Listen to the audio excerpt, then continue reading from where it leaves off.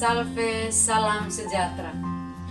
Yang terhormat Bapak Ibu Pemuji UKIN PPG dalam jabatan Pendidikan Agama Katolik Bet 1 tahun 2025 LPTK Santo Yakobus Merauke. Perkenalkan, saya Angela Jeme, Guru Pendidikan Agama Katolik SDK Kelaki Kambe, Kecamatan Wewewa Barat, Kabupaten Sumba Barat Daya, Provinsi Nusa Tenggara Timur, sebagai mahasiswa PPG dalam jabatan gelombang pertama LPTK Santo Yakobus Merauke. Pada hari ini Selasa tanggal 13 Mei tahun 2025, saya akan melaksanakan proses pembelajaran di kelas 5 dengan tema Yesus Sang Mesias. Materi pokok, Yesus mengajarkan pengampunan. Selamat pagi anak-anak. Pagi, Bu. Apa kabar hari ini? Baik, sehat, luar biasa. Baik, hari ini kita akan mengikuti kegiatan belajar mengajar. Pada materi hari ini, Yesus mengajarkan pengampunan. Sebelum kita melanjutkan kegiatan kita, silakan kita berdiri. Bersama kita berdiri. Masih ingat tentang Yesus? Masih. Ayo kita sama-sama.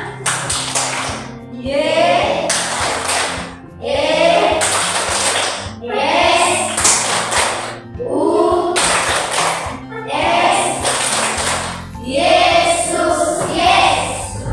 Satu orang tetap berdiri. Satu orang pimpin kita hari ini.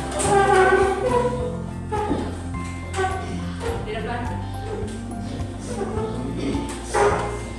Sika berdoa. Ayo. Bapak, Ibu Guru, dan teman-teman, marilah kita berdoa dalam nama Bapa dan Putra dan Roh Kudus. Amin. puji syukur kami haturkan kehadirat-Mu ya Tuhan, sebab hari baru dan kesehatan yang Kau berikan kepada kami, hingga kami bisa mempersiapkan diri untuk kegiatan kami hari ini, yaitu belajar mengajar. Kiranya Engkau membimbing dan menyertai kami, agar yang kami belajar hari ini boleh berguna bagi masa depan kami. Doa dan permohonan ini kami sampaikan lewat perantara Kristus Tuhan kami. Amin. Dalam nama Bapa dan Putra dan Roh Kudus. Amin. Terima kasih teman kita yang telah memimpin doa. Kita akan lanjut dengan kegiatan pembelajaran kita dengan beberapa pertanyaan. Pertanyaan pertama berkaitan dengan tema atau materi kita pada hari ini. Yesus mengajarkan pengampunan. Yang pertama, pernahkah kalian marah kepada teman-teman? Yang kedua, apakah yang kalian lakukan apabila teman meminta maaf? Tujuan pembelajaran setelah kita mempelajari materi Yesus mengajarkan pengampunan. Siapa yang mau membaca nomor 1? Ayo. Siapa silakan? siswa mampu memahami makna pengampunan sebagaimana yang diajarkan oleh Yesus dalam Injil. Yang kedua, siapa yang mau baca? Silakan Asti. Siswa dapat menjelaskan alasan mengapa kita harus mengampuni dalam hidup sehari-hari. Terima kasih atas jawaban itu. Kita akan lanjut lagi dengan materi yang berikut. Berdasarkan yang telah dibacakan oleh kawan-kawan tadi, kita akan praktekkan dalam kehidupan kita sehari-hari. Tidak sekedar kita belajar apa yang kita pelajari di sekolah, kita praktek dalam kehidupan kita di rumah, di sekolah, atau di mana saja kita berada. Sehingga apa yang kita pelajari di sekolah tidak sekedar hanya pelajari, tetapi kita wujud nyatakan dalam bidang kehidupan kita sehari-hari. Cerita animasi tentang indahnya mengampuni. Ibu ceritakan saja. Cerita yang ada di dalam, tokoh yang ada di dalam, yang pertama Julia, yang berikut Beka, yang berikut kakaknya Julia. Dari ketiga orang ini mereka mempunyai karakter, kepribadian yang berbeda. Dia itu hitam, jelek, rambutnya keriting. Lalu kalau si Beka tadi cantik, rambutnya lurus, badannya, kulitnya putih. Lalu kehidupan sehari-hari dia itu orang kaya. yang nama Beka tadi. Sedangkan Julia itu orang yang sederhana. Berdasarkan apa? Keadaan fisik, kondisi fisiknya itu yang hitam tadi, keriting, kulitnya hitam tadi. Sehingga dia itu selalu diolok oleh temannya yang bernama siapa tadi? Beka. Yang bernama siapa? Beka. Yang bernama Beka. Dia selalu mengolok. Kalau sudah ketemu sama Julia dia katakan, si dekil, si hitam, si keriting. Dia selalu mengolok. Karena olokan dari si Beka tadi, maka si Julia merasa apa? Dia merasa sedih. Sekarang ada beberapa pertanyaan. Pertanyaan yang pertama, bagaimana sikap Beka setiap kali dia bertemu? Yang nomor satu dulu, tokoh-tokoh yang ada dalam cerita tadi. Siapa yang mau menjawab? Silakan Linda menjawab. Orang-orang yang ada dalam cerita tadi, siapa-siapa? Silakan jawab. Beka, Julia, dan kakak Julia. Yang kedua, mengapa Julia menangis atas sikap Beka kepadanya? Siapa yang mau menjawab? Ayo.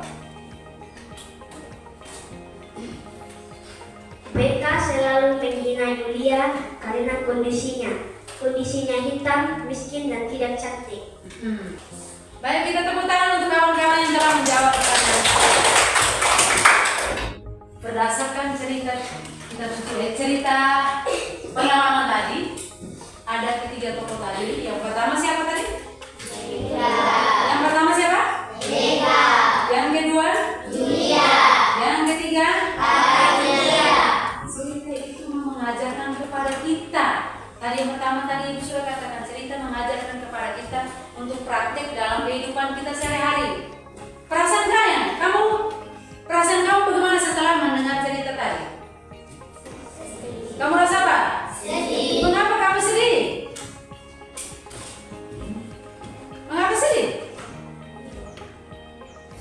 Kalau yang senang, mengapa senang? Mereka bersahabat dan sukacita yang walaupun ada dendam di antara mereka. Jadi dari cerita tadi mau mengajarkan kepada kita, hendaknya kita saling mengampuni dan saling mengasihi. Dan kita harus contoh di dalam itu. Sikap Beka apakah baik atau tidak dari awal? Apa yang kita harus teladani dalam sikap itu? Lalu berikut, sikap Julia. Apa yang kita harus tiru dari sikap Julia tadi? Yang berikut, sikap dari kakaknya Julia. Yang baik, kita simak dia, kita pahami dalam kehidupan kita sehari-hari. Sekarang berikut, kita akan masuk dalam cerita kita kunci perumpamaan tentang anak yang hilang. Kita sama-sama melihat di dalam cerita ini, dengar bersama, menyaksikan bersama. Sebentar ada pertanyaan, kita harus menjawabnya. Ada seorang mempunyai 2 anak laki-laki. Kata yang bungsu kepada ayahnya, Bapak, berikanlah kepadaku bagian harta milik kita yang menjadi hakku. lalu ayahnya membagi-bagikan harta kekayaan itu di antara mereka. Beberapa hari kemudian, anak bungsu itu menjual seluruh bagiannya itu lalu pergi ke negeri yang jauh. Di sana ia memboroskan harta miliknya itu dengan hidup berfoya-foya. Setelah dihabiskannya semuanya, timbullah bencana kelaparan di dalam negeri itu, dan ia pun mulai melarat. Lalu ia pergi dan bekerja pada seorang majikan di negeri itu. Orang itu menyuruhnya ke ladang untuk menjaga babinya. Lalu ia ingin mengisi perutnya dengan ampas yang menjadi makanan babi itu, tetapi tidak seorang pun yang memberikannya kepadanya. Lalu ia menyadari keadaannya. Katanya, Betapa banyaknya orang upahan bapakku yang berlimpah-limpah makanannya, tetapi aku di sini mati kelaparan. Aku akan bangkit dan pergi kepada bapakku dan berkata kepadanya, Bapak, aku telah berdosa terhadap sorga dan terhadap Bapak. Aku tidak layak lagi disebutkan anak Bapak. Jadikanlah aku sebagai salah seorang upahan Bapak. maka bangkitlah ia dan pergi kepada bapaknya. Ketika ia masih jauh, ayahnya telah melihatnya. Lalu tergeraklah hatinya oleh belas kasihan. Ayahnya itu berlari mendapatkan dia, lalu merangkul dan mencium dia. Kata anak itu kepadanya, Bapa, aku telah berdosa terhadap sorga dan terhadap Bapa. Aku tidak layak lagi disebutkan anak Bapa. tetapi ayah itu berkata kepada hamba-hambanya, lekaslah bawa kembali jubah yang terbaik, pakaikanlah itu kepadanya, dan kenakanlah cincin pada jarinya, dan sepatu pada kakinya. Dan ambillah anak lembu tambun itu, sembelihlah dia, dan marilah kita makan dan bersuka cita. Sebab anakku ini telah mati dan menjadi hidup kembali. Ia telah hilang dan didapat kembali. Maka mulailah mereka bersukaria. Tetapi anaknya yang sulung berada di ladang. Dan ketika ia pulang dan dekat ke rumah, ia mendengar bunyi seruling dan nyanyi tari-tarian. Lalu ia memanggil salah seorang hamba dan bertanya kepadanya, Apa arti semuanya itu? jawab hamba itu, Adikmu telah kembali, dan ayahmu telah menyembelih anak lembu tambun, karena ia mendapatnya kembali dengan sehat. maka marahlah anak sulung itu, dan ia tidak mau masuk. Lalu ayahnya keluar dan berbicara dengan dia. Tetapi ia menjawab ayahnya, katanya, telah bertahun-tahun aku melayani Bapa, dan belum pernah aku melanggar perintah Bapa. Tetapi kepadaku, belum pernah Bapa memberikan seekor anak kambing untuk bersuka cita dengan sahabat-sahabatku. Tetapi baru saja datang anak Bapa yang telah memboroskan harta kekayaan Bapa sama-sama dengan pelacur-pelacur, maka Bapa menyembelih anak lembu tambun itu untuk dia. Kata ayahnya kepadanya, anakku, engkau selalu bersama-sama dengan aku, dan segala kepunyaanku adalah kepunyaanmu. Kita patut bersuka cita dan bergembira, karena adikmu telah mati dan menjadi hidup kembali. Ia telah hilang dan didapat kembali. Setelah mendengar cerita tadi, kita masuk ke dalam kelompok 1, kelompok 2, kelompok 3, kelompok 4. Kita untuk menjawab pertanyaan berdasarkan cerita. Silakan. Dari kelompok itu kamu memberi nama kelompok masing-masing. Memberi nama kelompok masing-masing. Ayo cepat. Kelompok 1 mana? Kelompok 2.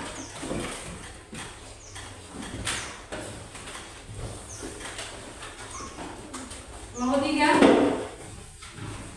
Mengerjakannya dalam kelompok, sebentar baru melaporkan. Berdasarkan cerita tadi,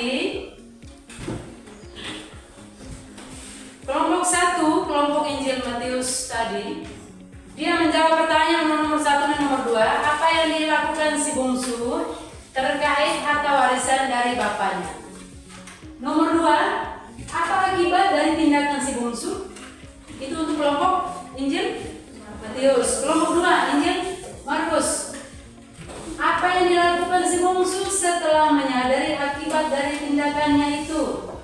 Yang berikut, bagaimana tanggapan bapaknya terhadap si bungsu yang kembali kepada bapaknya? Itu kelompok 2. Kelompok 3, bagaimana tanggapan si sulung terhadap bapaknya yang membuat pesta untuk si bungsu?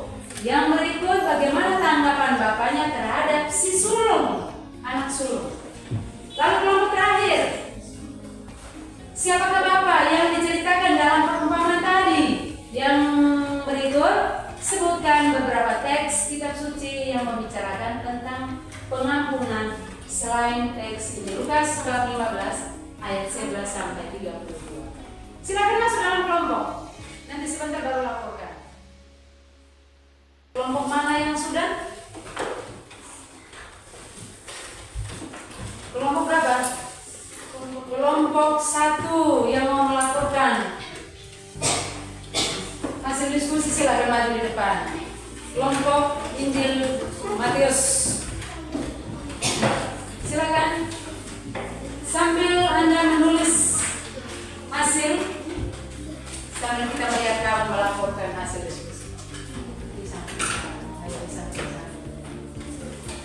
Kami dari kelompok Injil Matius ingin melaporkan hasil diskusi kami. Teman saya akan membacakan soal dan saya akan menjawabnya. Apa yang dilakukan si bungsu terkait harta warisan dari bapaknya? Ayo, jawabnya. Anak bungsu menjual warisan yang menjadi bagiannya dan pergi merantau ke tempat yang jauh. Di sana ia memboroskan harta warisannya dengan berfoya-foya bersama teman-temannya. Nomor 2. Apa akibat dari tindakan si bungsu? Jawabannya,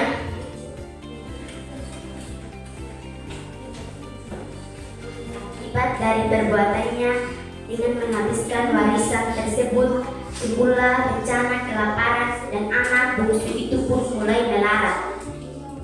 Sudah selesai? Kita berikan tepuk tangan untuk silakan kembali. Kelompok mana lagi yang sudah selesai? Silakan. Ayo. Kelompok Injil Markus melaporkan hasil diskusi kelompok mereka. Silakan. Kami dari kelompok Injil Markus akan melaporkan hasil diskusi kami. Silakan. Apa yang dilakukan si bungsu setelah menyadari akibat dari tindakan itu? Jawabannya, setelah menyadari akibat dari tindakan dan penderitaan yang dialami, ia berjanji dan bangkit pergi kepada bapaknya untuk meminta maaf dan atas kesalahannya.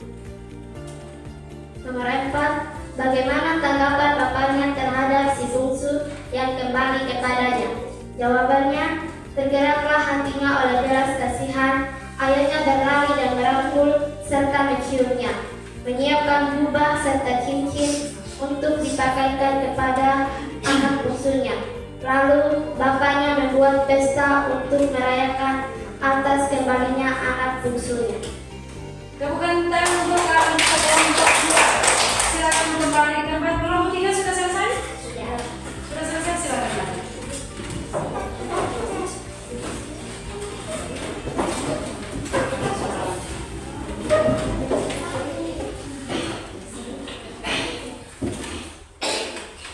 Kelompok Injil Lukas. Kami dari kelompok Injil Lukas ingin melaporkan hasil diskusi kami. Nomor 5. Bagaimana tanggapan si sulung terhadap bapaknya yang membuat pesta untuk si bungsu? Jawaban, anak sulung itu marah dan tidak ingin masuk ke dalam rumah.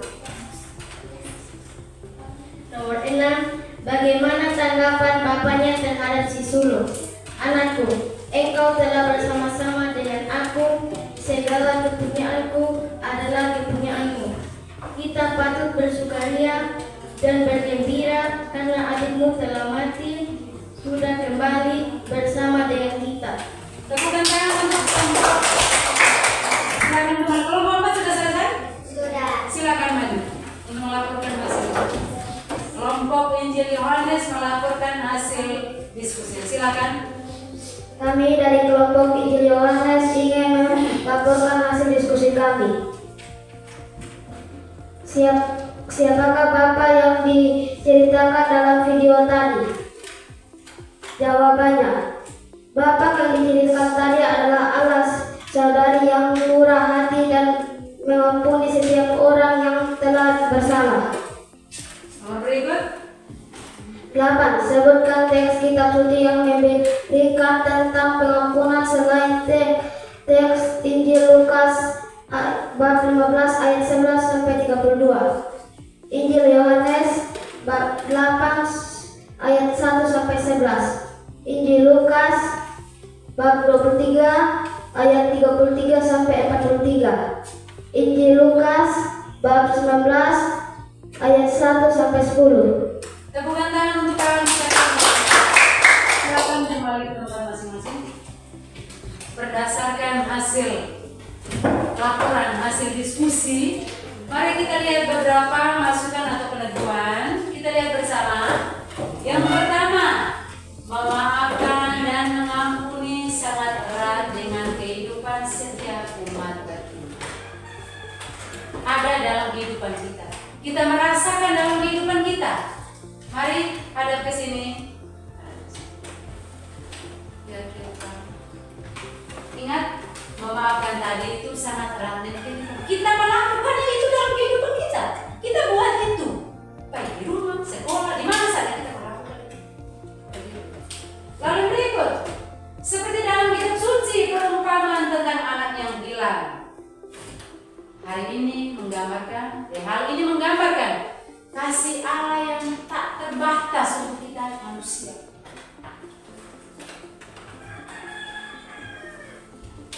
Seberapa besar kesalahan yang kita lakukan dan seberat apapun dosa yang kita lakukan, Allah adalah panjang sabar dan penuh kasih setia.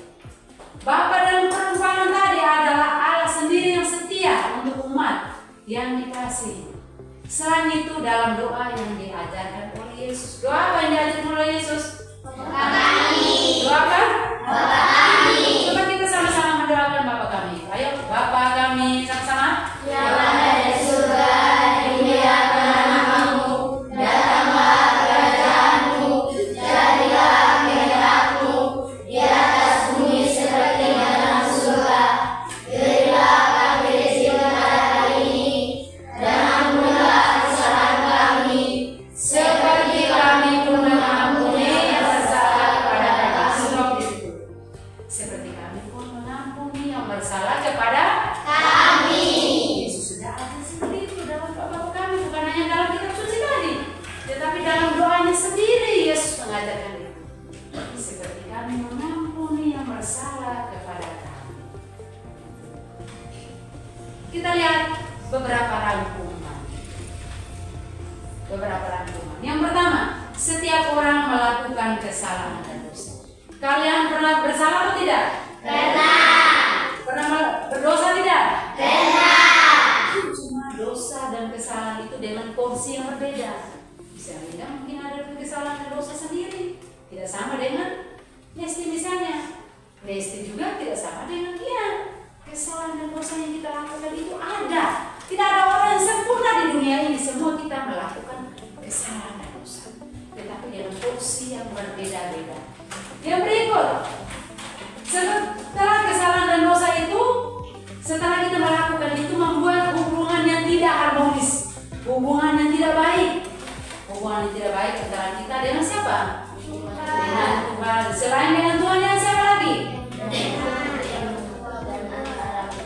Antara manusia dengan sesama. Kita ini dengan sesama. Kalau kita sudah melakukan kesalahan, sudah pasti.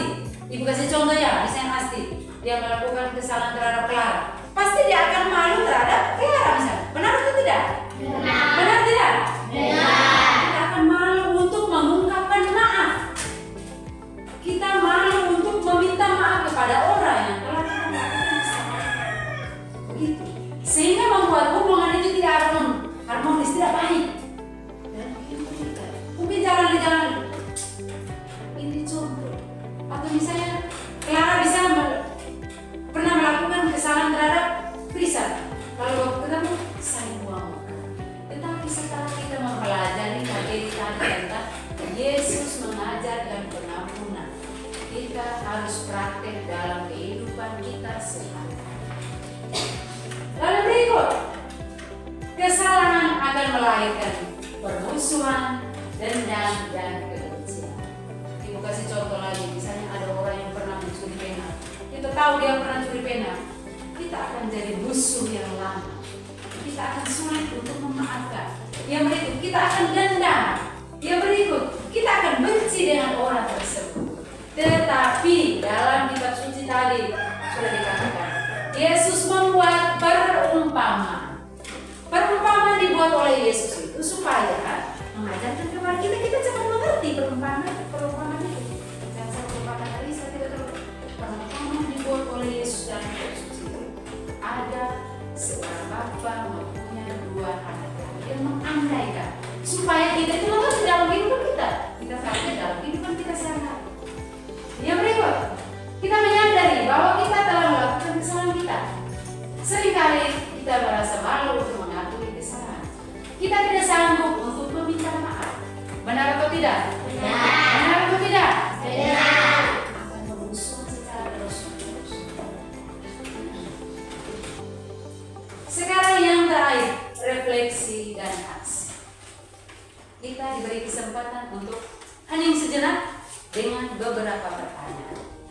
sejenak sikap sopan.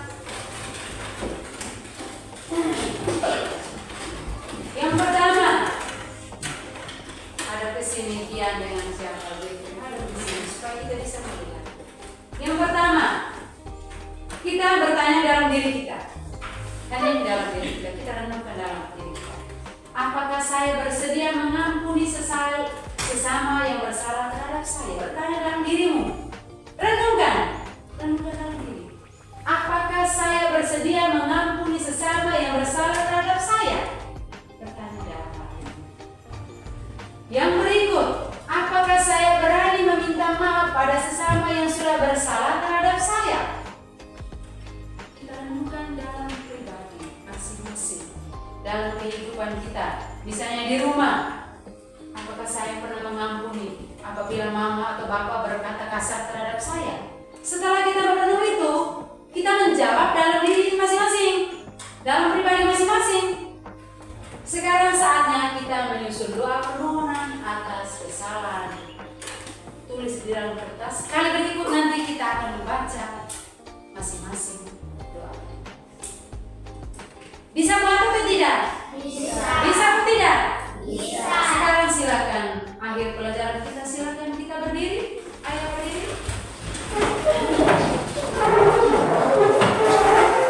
Masih ingat tidak tepuk Yesus? Masih. Masih tidak? Masih. Masih semangat tidak? Masih. Ayo tepuk Yesus.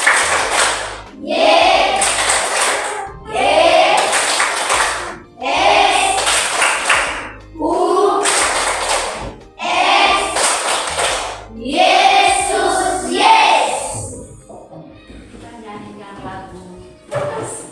Masih ingat tidak? Masih. Masih. Ayo sama-sama. Mengasihi, mengasihi, lebih sungguh. Mengasihi, mengasihi, lebih sungguh. Tuhan Yesus Kristus, mengasihi, lebih sungguh.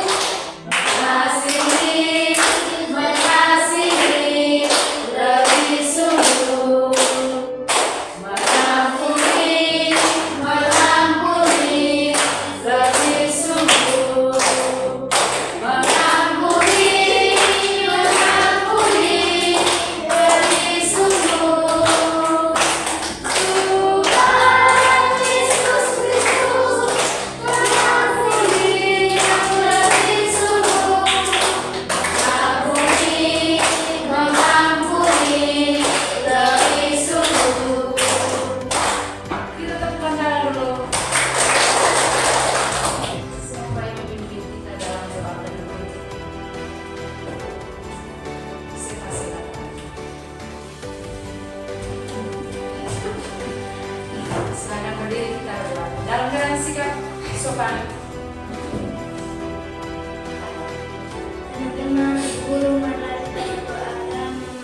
Bapa, Putra, dan Roh Kudus. Amin. Ya Bapak, kami terima kasih karena Bapak sudah menjaga kami dari kegiatan belajar mengajar kami tadi. Pada saat ini ya Bapak, kami anak-anakmu mau pulang ke rumah kami masing-masing. Jaga dan lindungilah kami ke dalam perjalanan. Semoga kami tiba di sisi kedua orang tua kami dengan keadaan selamat. Doa dan permohonan ini kami sampaikan kepadamu